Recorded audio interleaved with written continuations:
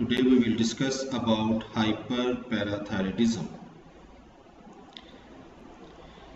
Hyperparathyroidism means increased parathyroid hormones in the body and its related clinical manifestations. We divide hyperparathyroidism into three categories: primary, secondary and tertiary.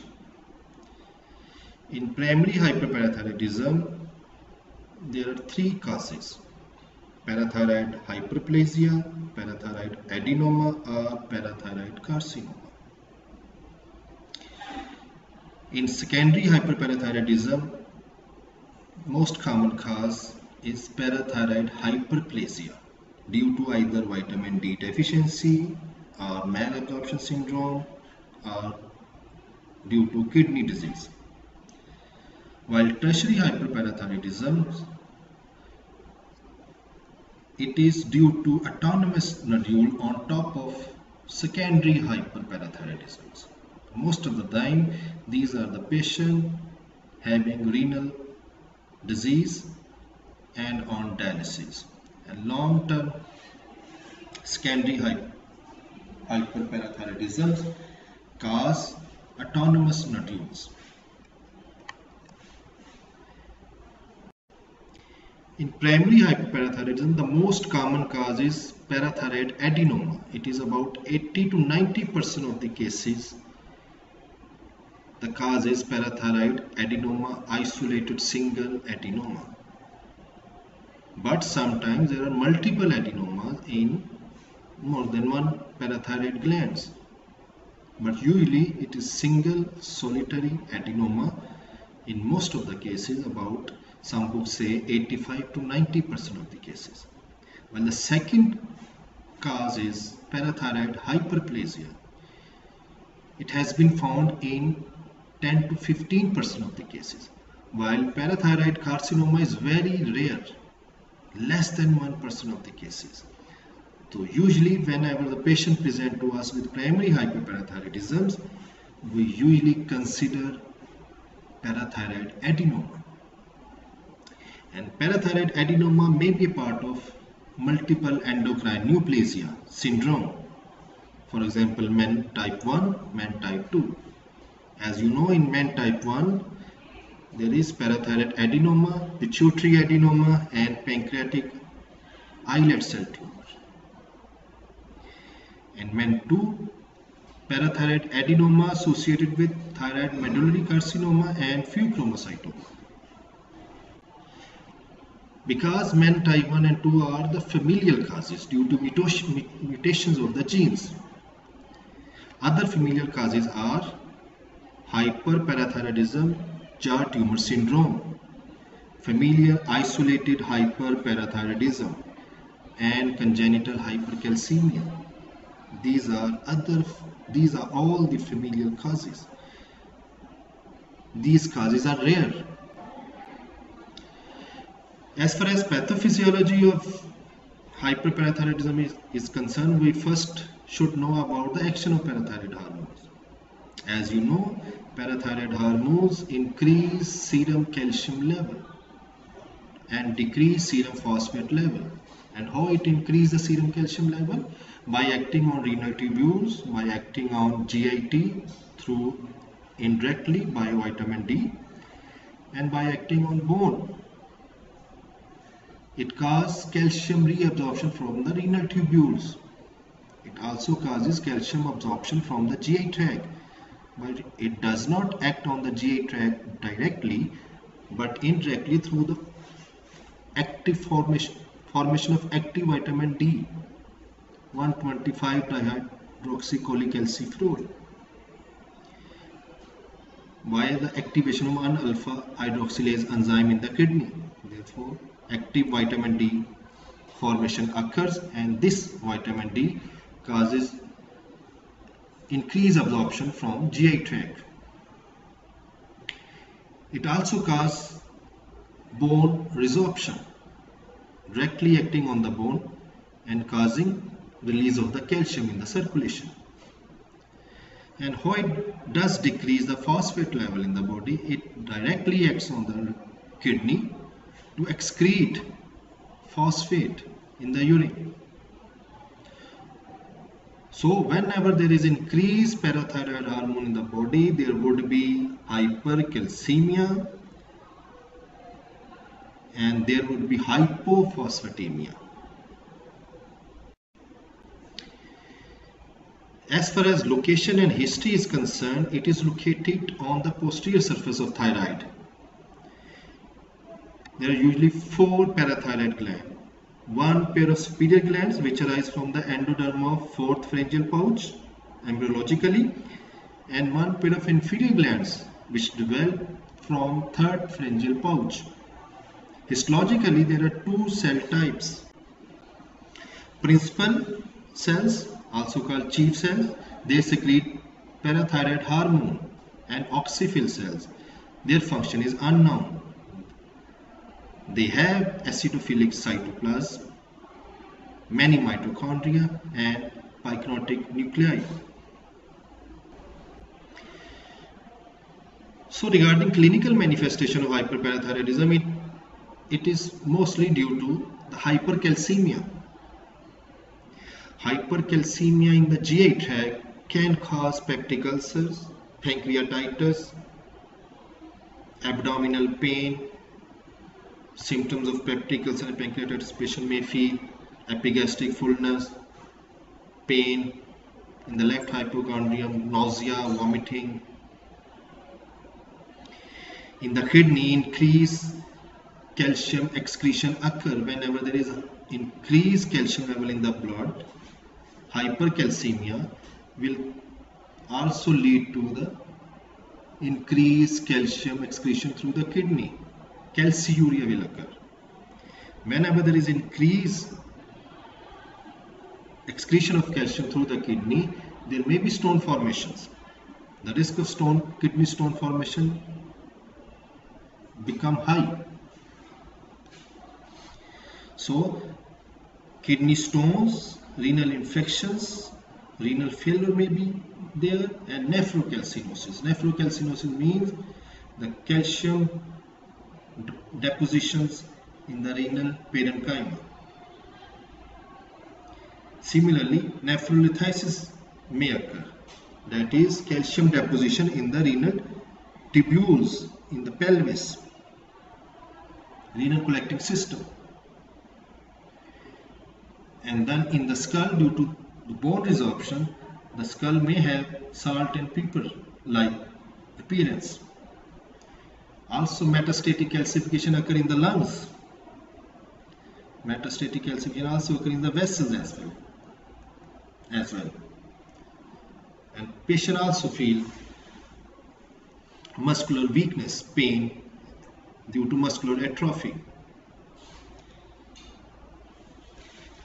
There is also increased thirst due to dehydrations caused by hypercalcemia. This hypercalcemia, metastatic calcification can occur in the posterior pituitary gland, causing diabetes insipidus. It can also cause nephrogenic diabetes insipidus in the kidney, resulting in polyuria.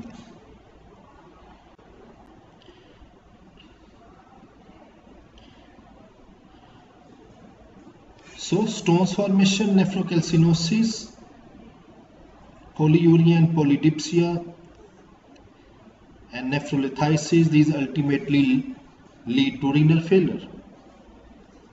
And bone-related complications like osteitis fibrosa cystica, due to bone resorption, bone becomes weak, easily fractures by minor trauma. There may be bone pain, osteoporosis due to bone loss, osteomalacia due to decreased mineralizations, and arthritis. As for GI symptoms, there may be constipation, anorexia, nausea, vomiting, peptic ulcers, acute pancreatitis, as I mentioned earlier. Cardiovascular system involvement leading to hypertension, bradycardia, shortened QT interval, and left ventricular hypertrophy. In central nervous system, there may be lethargy, fatigue, depression, memory loss, psychosis, ataxia, delirium, and coma may occur. Other signs include proximal muscle weakness, itching, band keratopathy of eyes. So this slide shows how it acts on the bone and soft tissues. In skeletal manifestations, the manifestations may be osseous and articular. Osseous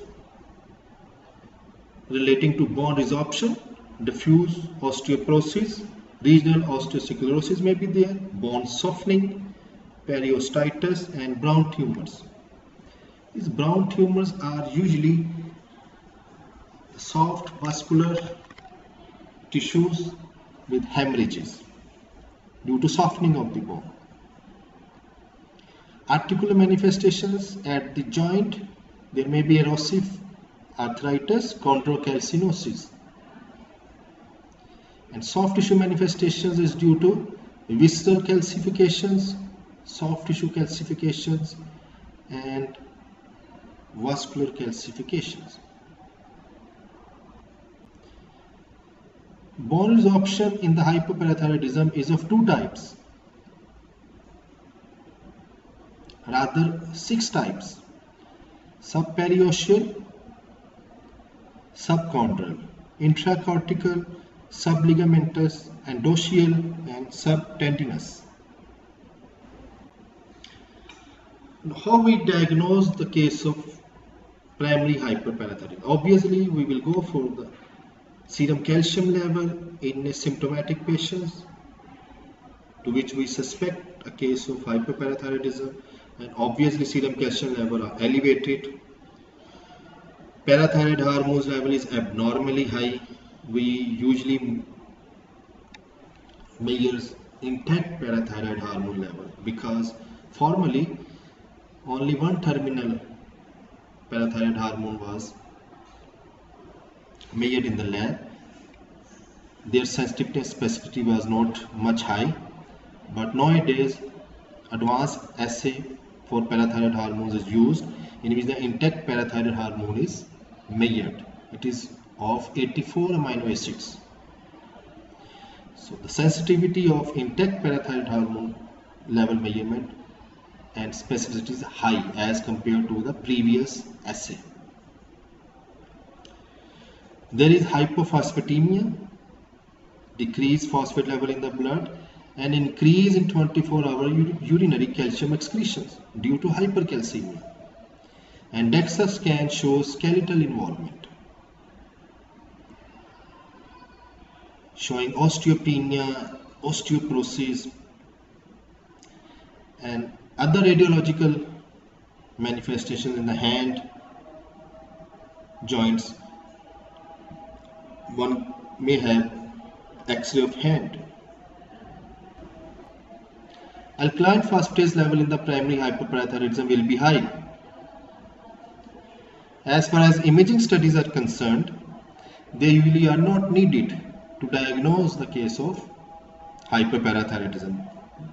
They only require if one plan for limited surgery in order to locate the parathyroid hormones that is abnormal. Otherwise, imaging studies have no role in the diagnosis other than X-ray.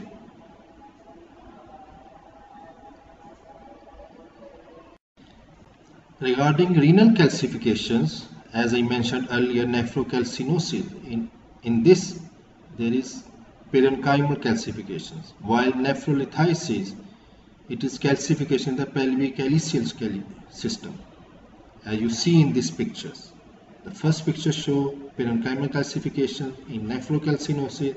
The second pictures show staghorn calculus in the pelvic calyceal systems. The only radiological investigation we use to see the pathognomic X-ray changes in hyperparathyroidism is X-ray hand. Otherwise, The radiological investigations have no role in the diagnosis of hyperparathyroidism, as I mentioned earlier. So pathognomic features in the X-ray of hand, you can see here there is bone resorption in the tufts of distal phalanges, and also there is bone resorption on the radial sides of 3 middle fingers. Similarly, X-ray skull, the pathognomic feature is salt and pepper-like appearance. In this picture, you can see here that there is bone resorption in the middle 3 fingers on the radial side, and also there is brown tumor. It is a soft tissue, vascular masses filled with fluid and hemorrhages due to softening of the bone due to bone resorption.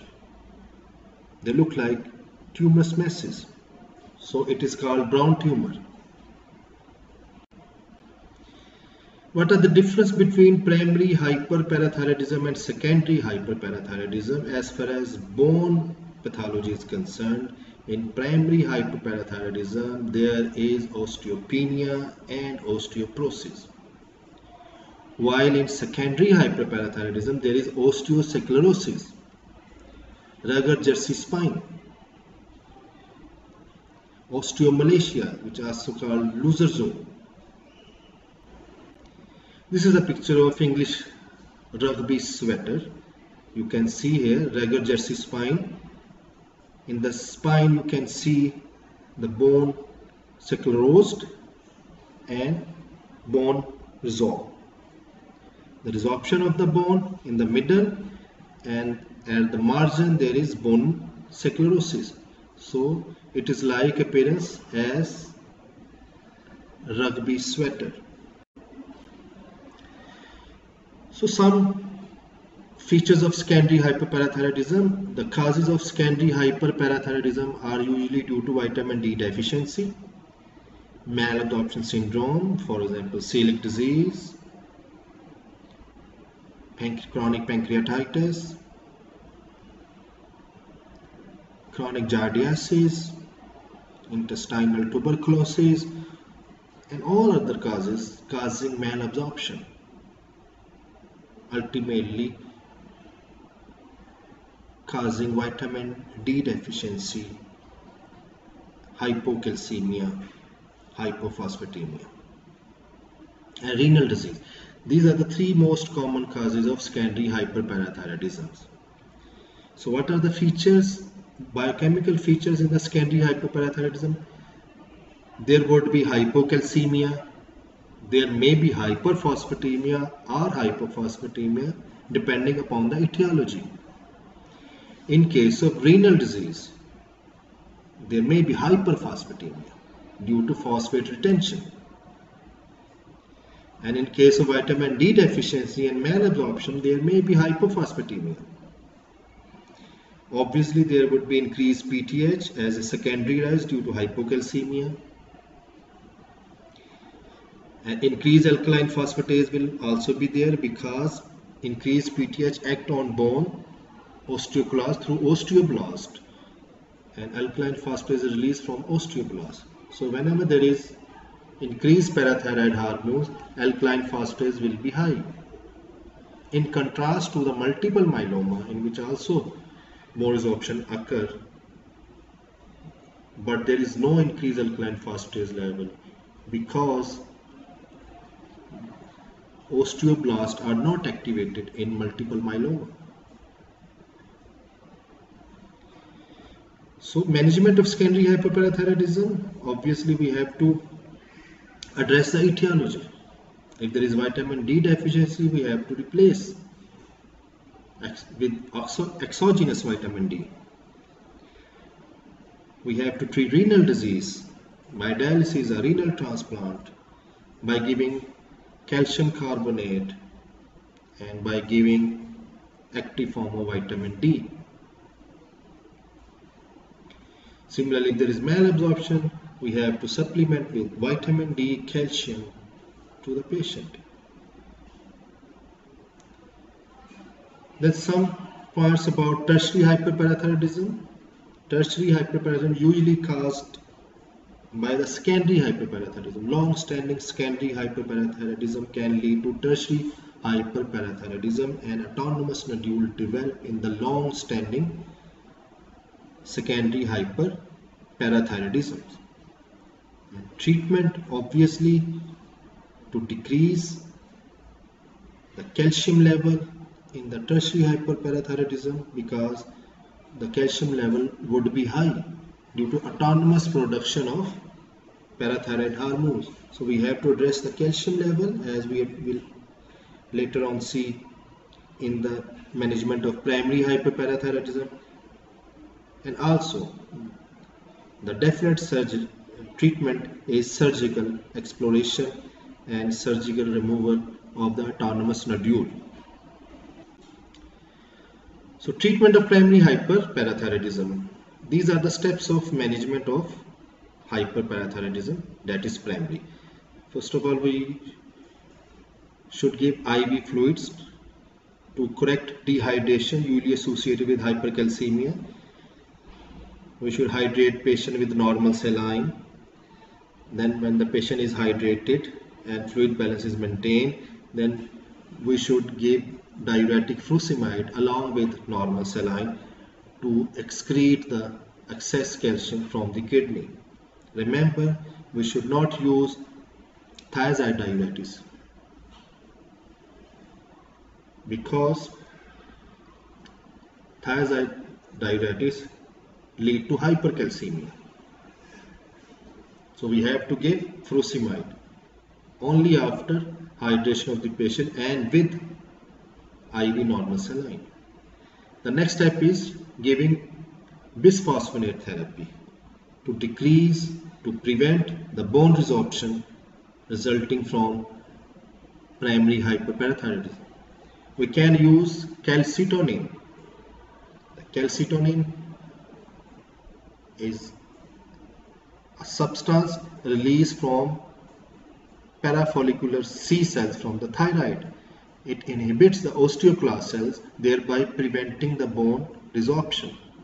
And synthetic calcitonin we can use either through inhalation or by giving injections to the patient. So this calcitonin, synthetic calcitonin, will inhibit osteoclast, thereby preventing bone resorption and correcting hypercalcemia in this way.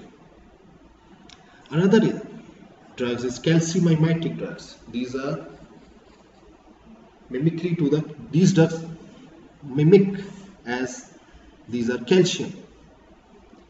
They also inhibit the release of parathyroid hormone. They are usually used in the secondary hyperparathyroidism, but can be used in primary hyperparathyroidism to decrease the calcium level by inhibiting or by decreasing the release of parathyroid hormones from parathyroid gland.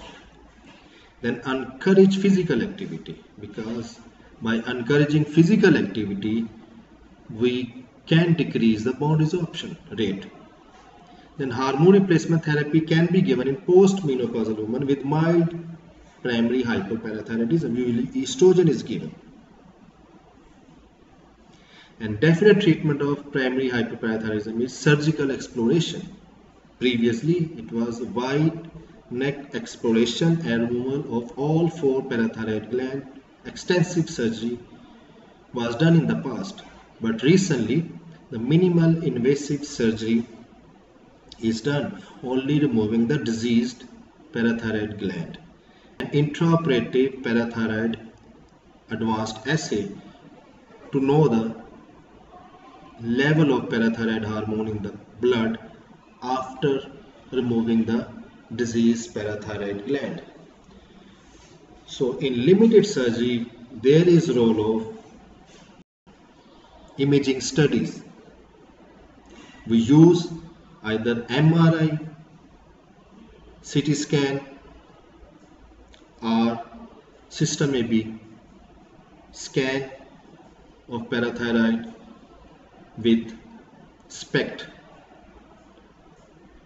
Otherwise, imaging studies have no role in diagnosis of hyperparathyroidism, and if the wide excision or extensive surgery is planned as were done in the past.